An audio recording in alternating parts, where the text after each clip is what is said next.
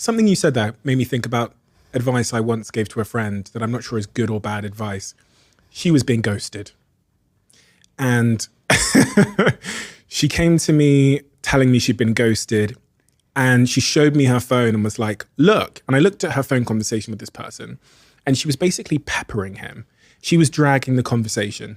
You know what I mean? Where she's like asking the questions and he's giving closed responses. Then she's asking another question. Then he's giving a closed response. It was that cycle over and over again. Then the next day, she texted him and he didn't reply. And I said to her, she was a good friend of mine. She works in one of my companies. I said, I think it's important to realize that people do what they want to do.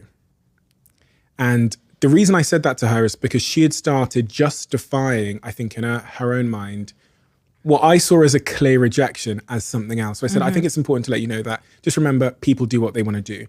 He would have woke up this morning. I'm sure he brushed his teeth because he wanted to do that.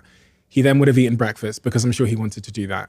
So if he's not texting you back over and over again, and you feel like you're constantly dragging the conversation, I think it's important to know that he's doing what he wants to do. And it's maybe a bit of harsh advice, but I don't know. I think that's great advice. And I'm smiling and I have sympathy for your friend because I feel like I've really been there. Obviously, I don't know anything about her, but let's say she's wired like me. It's like, well, when I want something, I go after it. And it works in every other area of my life. I set goals, I go after them, I achieve them, and people respect the hustle. It doesn't work in dating. You can't hustle your way into a relationship. And I think that's why so many of the women I work with are really smart and ambitious. And they're like, I've run a marathon. I have amazing personal finances. I've achieved all these goals. Why isn't dating working out for me? And it does feel like this one aspect of your life where you can't muscle your way through it. You actually have to learn this pretty nuanced dance. And so for her, she wasn't getting the cues and she wasn't getting the clues. And so I just finished a bunch of research at Hinge on this idea that we're calling DBL, digital body language.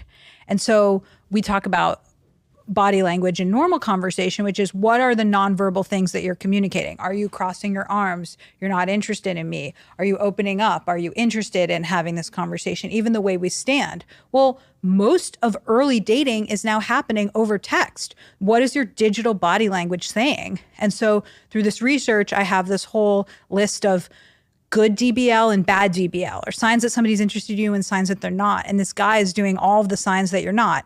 He's answering the questions with one-word answers. He's not asking a follow-up question. He's not matching her style.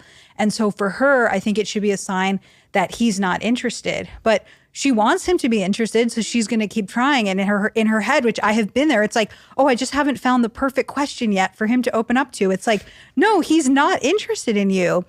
And I can hear my college roommate saying to me, Logan, don't make somebody a priority when they're making you an option. And that's what's happening with her. She's prioritizing him, but he's not prioritizing her. I think your advice is exactly right. People do what they want to do, and he's choosing not to invest in that relationship. But at the end of the day, that was not your guy. He had already indicated in multiple ways that he wasn't interested. You were still grasping on to the crumbs, but you don't want the crumbs. You deserve the whole cookie.